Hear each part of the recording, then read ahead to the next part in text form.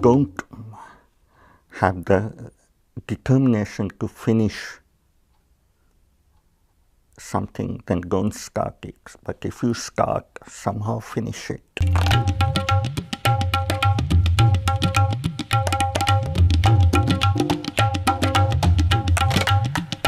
I was born with a cleft palate.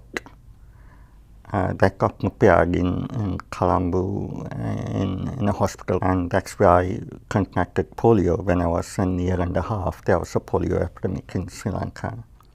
So it turned out to be fine. I'm here.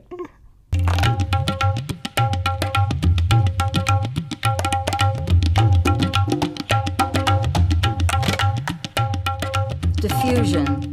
Diffusion is an example of nature obeying a fundamental law called the second law of thermodynamics. This law requires that systems tend to a state of high stability or high energy to one of low stability or low energy. A perfect example is placing a sugar cube in a cup of tea. Originally, the sugar molecules are packed together in that sugar cube. But the second law of thermodynamics is going to require the sugar molecules now to move out into the space until they are equally distributed. This is an example of diffusion.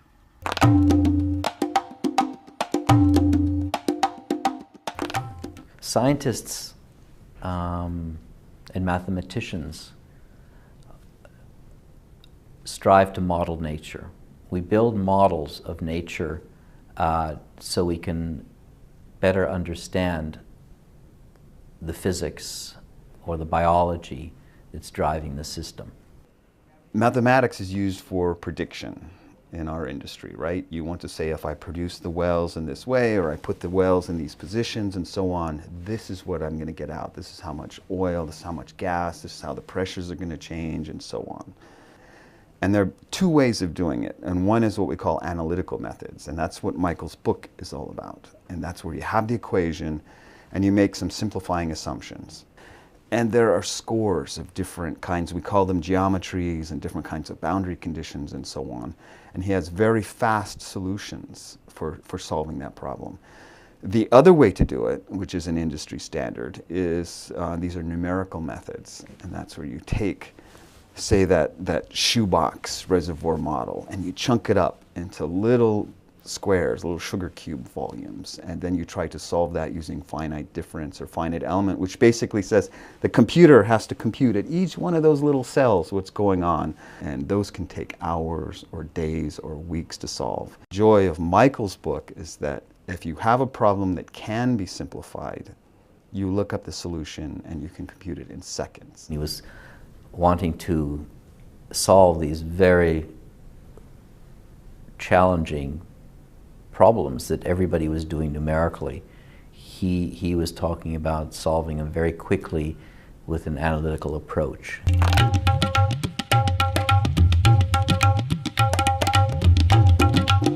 From the beginning, Michael's sister Joyce would tell us in class, "Oh, my brother, he's genius. He can solve this mathematics." Seeds were planted at St. Patrick's College. We had wonderful teachers. Got a pretty good education, especially in maths and science at that school. That prepared us for the future. I went to the University of Manchester. I wanted to do masters, and then after doing the masters, I thought I might as well, while I'm here, get a PhD. So, and there was this project on diffusion, or diffusion-related project, which I started, and then that's when it started. So I just continued to work on that project for the rest of my life.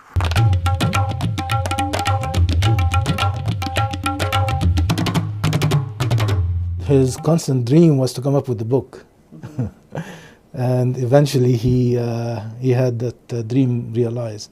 I mean, his passion was there persistently, And it did take him 18 years to write this, but I don't think he ever let up on that. I don't think there was a time when he sort of stopped or put it aside for a while and came back to it. No, it was 18 years of intense work. There wasn't a week that went by that I can think of that I didn't work on it.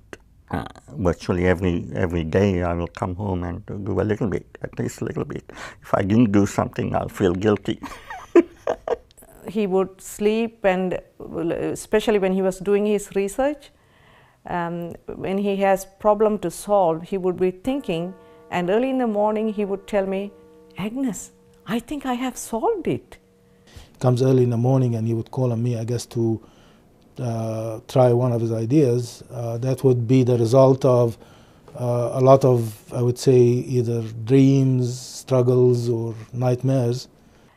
I wanted him to finish because he would say, Agnes, I have to work on this book.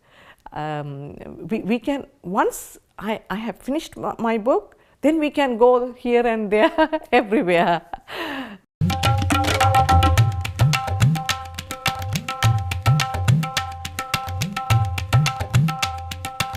He's an amazing guy. He just has so much energy and so much passion for whatever he gets his mind set on. The book is a true magnum opus. It is the result of Michael's long and rich career in dealing with important practical industrial problems that are covered in this book. The book is all about doing something that you leave behind something. You leave behind something that will be there 100 years after you are gone. Even after all these years, I wouldn't call myself an expert in diffusion. There are areas I still don't know in diffusion. And the more you know, you realize how little you know.